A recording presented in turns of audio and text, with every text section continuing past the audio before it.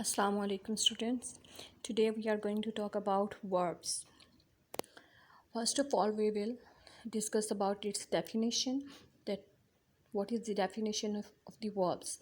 A word, basically all that action words are called verbs. A word used to describe an action, state or occurrence and forming the main part of the predicate of a sentence is called verb. You can read it yourself, all that details given. Example is given over there. Her family walks in the morning. Walks in the morning. Walks is the verb. Now we are going to talk about its types. Transitive verbs, intransitive verbs, linking verbs, auxiliary verbs, or you can say helping verbs, modal verbs, regular verbs, irregular verbs, and finite and non-finite verbs. Basically, regular and irregular verbs, these are two categories of verbs. We will discuss about all these types one by one in detail with examples and detailed definitions. So the first one is transitive verb. What is the definition of transitive verb? Transitive verb is the verb that needs object and usually followed by noun. These transitive verbs include arrest, avoid, do, enjoy, and lots of others. What is the formula? Subject plus transitive verb plus object. You can see in the picture given that there is a lady, she's picking up book. She takes a book. What did she take? She take a book. Book is an object. So takes is the link transitive verb which is followed by an object.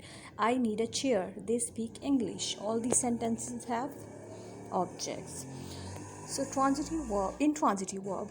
Intransitive verb is verb which does not need object but it needs an adverbial modifier. These intransitive verbs include appear, come, fall, go, happen, and lots of others. Formula: subject intransitive verb plus adverb, or you can say adjective. You can put adjective as well. For example, he cries, there is no object. They dance well, well is an adverb. She sings beautifully, beautiful is an adverb, but there is no object. So all these verbs are called intransitive verbs. Now we are going to talk about the next category, which is the next type, you can say, that is linking verb. Linking verb basically creates link between the subject and the object. These linking verbs include linking verbs refers to verbs that need subjective complement. What is the subjective complement rather than object? So what is the subjective complement? Subjective complement can be adjective. For example, your face grows red. Red is a complement which is about the subject. So it is subjective complement. You can see your face grows red. Grows is a verb that is used in between the subject and the complement. Complement is the red. Your face is the subject. So grows over here is a linking verb. He looks tired. He is a subject. Tired is a complement. And looks is something, is a verb that is creating link, so it is again a linking verb. Her voice sounds pretty. Pretty again is a compliment about her voice, so sounds is the verb that is creating the link between the complement and the subject. A subjective complement can be noun or pronoun. For example, he became a district governor. He is a subject, became is a linking verb, is a verb that is creating link between the subject and the complement, that is the noun. A district governor is a noun grammatically. So again, became is a linking verb. The robber is you. It means the person who robbed is you. The robber is the subject, again it's a noun, and you is the pronoun, and you is complement as well in this sentence. Is a linking verb that is creating link between the subject and the subjective complement. Now we are going to talk about the next category, next type, that is auxiliary verb or helping verb. Auxiliary verbs are used to form questions and negative sentences, and they are usually used with the main verb to form many different kinds of tenses. For example, these are different forms of to be. For example, you can say was, were, is, am, are, has, have, had, will, shall. They are playing in the ground. We were watching Tom and Jerry. Are and were, they are helping verbs. They are indicating tenses. Now we are going to talk about the next type, that is modal verbs. Will, shall, may, might, can, could, would, must, ought to, used to, have got to. These are modal verbs. We use them for obligations, for wish, for advice. So these are called modal verbs.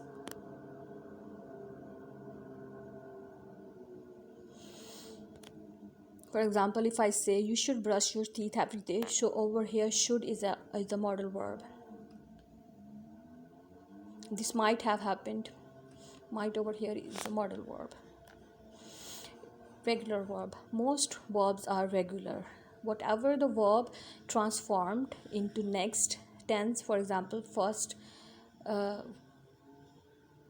second and third form of verb with ed or d, that is called regular verbs. To roll is a good example of a regular verb. Roll, rolled, rolled. Sometimes the last consonant must be doubled before adding the ed, or for example, plant, plant, plant. Next we have, that is the another category, that is irregular verbs. There is no formula to predict how can a regular verb will form its past tense and past participle forms. There are over 250 irregular verbs in English. Although they do not follow the formula, there are some fairly common irregular forms. Some of these are break, broke, broken, cut, cut, cut, run, ran, run, come, came, come, eat, ate, eaten, and so on. There are lots and lots of irregular verbs we have. They don't transform with ed or d, they are called irregular. Now the last category is finite and non-finite verbs. The verb which can be used alone as main verb of a sentence, verb which have the past or present form, are called finite verbs. Verb in any other form like infinitive, ing mean gerund, or ed mean participle, are called non-finite verbs. We will explain them with the help of an example, with the help of the examples, to make the idea more clear.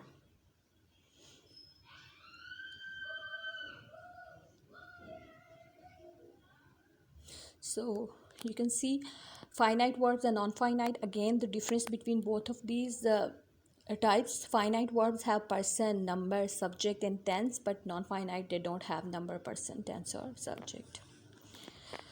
So that is a clear hint, and that is a clear difference between both of these sentences, both of these types, finite and non-finite verbs.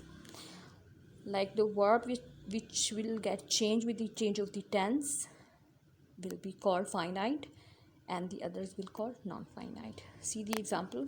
First, non-finite verb. See the picture. Finite verb, non-finite have gerund, participle and infinitive. We will also talk about in other class about gerunds, participle and infinitives. Gerund, he likes swimming. Infinitive, he likes to swim. And participle, broken pen is mine. So swimming, to broke, to swim and broken, these are non-finite. They will not change with the change of the tense. For example, if I say I will like swimming, I will like swimming, so will like is changed but swimming is same. He likes to swim, he will like to swim. Broken pen is mine, broken pen will be mine. So all these three are same, they didn't get any change, so they are non-finite. Now finite verbs, a finite verb has a subject and shows tense. For example, the thief escaped again. The thief escaped again. This sentence clearly indicates that with the help of the verb that this belongs to simple past tense. So thief escaped again. Escaped is a verb which will get changed with the change of the tense. If I will say the thief will escape, so it will get changed with the change of the tense. So whatever the verb will get changed with the change of the tense will be called finite verb. Another example: someone tried to refuse to accept the offer. Someone is the subject, tried is the finite verb which shows the tense. To refuse, to is the participle, particle, to refuse is infinitive. It will not change with the change of the tense. To accept again is a participle. To again is a particle, and accept, when we put to with accept, that will become infinitive, and it will also not change with the change of the tense. So again it's a non-finite tense, non-finite verb. So we have done with all these types. Hope all that idea is clear now about the verbs. Now there is an exercise given. You have to read all these sentences yourself, and you have to identify the underlined verbs from all these given options. Thank you so much. I hope my video will be beneficial for all of you, and you have understood all these verbs very clearly. Thank you so much. Subscribe my channel.